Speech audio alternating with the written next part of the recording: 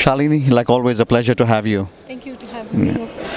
We sat together a few years back. We were in the throes of, this huge emergence of online TV. Now we see that pretty much everyone is on it. So technology has to keep pace with it, or the consumers have to keep pace with technology. So where are we in terms of YouTube and Google TV, or TV in general, let me say that? Yeah.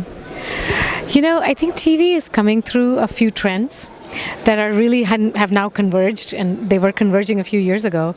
And those are broadband to the home. I think more than 1 billion broadband users now around the world. Streaming services available on demand, so you can watch any content from Netflix to YouTube to TikTok on demand. And assistive technologies, like Google Voice or Siri, that makes interacting with technology really, really simple. You no longer have to find your keyboard and your mouse. You can just talk to it. And those three are really the confluence of what we're seeing on TV, is people wanting to watch on-demand content from their favorite streaming apps, people wanting to use their voice as they interact with it, open this particular show, for example, or find me where something is. And we're also finding people are using, because TVs are now smart, we're finding that people are using their TVs for more than just watching TV. They're using it for fitness. I have many fitness apps that I use on my TV. They're using it for home cameras. They're using it for communications. And so, that's the whole new world that we've unleashed. So then technology has enabled a lot more users, but with users comes the content creators, right? So content is just flooding everywhere, and they're getting very, very creative. So how do you enable the content developers for the platform? We have many different ways in which we support our creators. In fact, the term creator economy, which is a buzzword now, it's basically how do you create enough economics for creators to create more content and to make enough money from it. That whole economy was started by us at YouTube, which was really how do we pay out to our creators in a way that they're sustainable and that the platform can also sustain itself. And that's only been growing and scaling. We have ad-supported models, we have subscription-supported models, we have transactional models.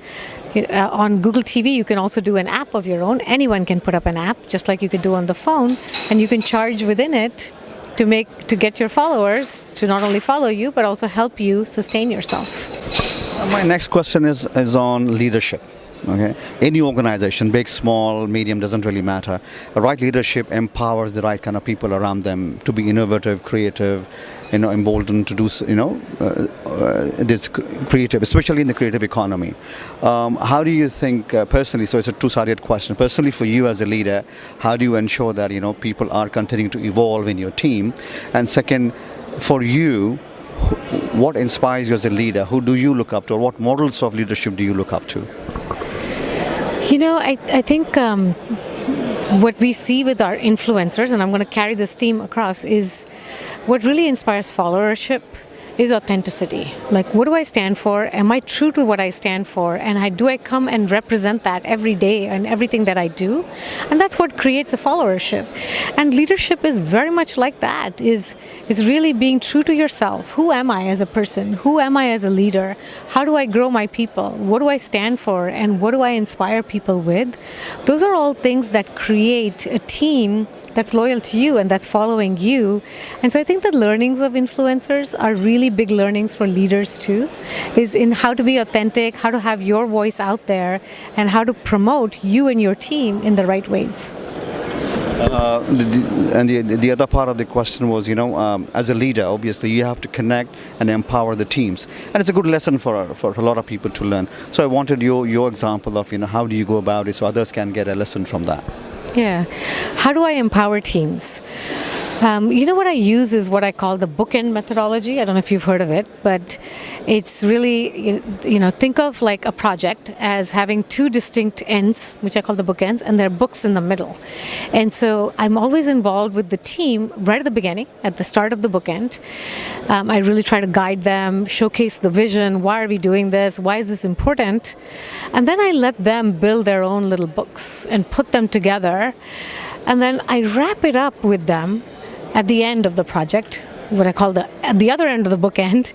So I'm really tying a bow around their work, and then I help them showcase it to leaders, executives, to Sundar Pichai when needed, and I really help them showcase that in a manner that resonates for our leaders and why it's important. And that's really how I import my teams, is helping them grow and find their own paths while being steady as a rock on both ends. I'm sure you have been doing a fabulous job. That's why you are who you are. And the company has grown so much, and so have you in terms of your leadership.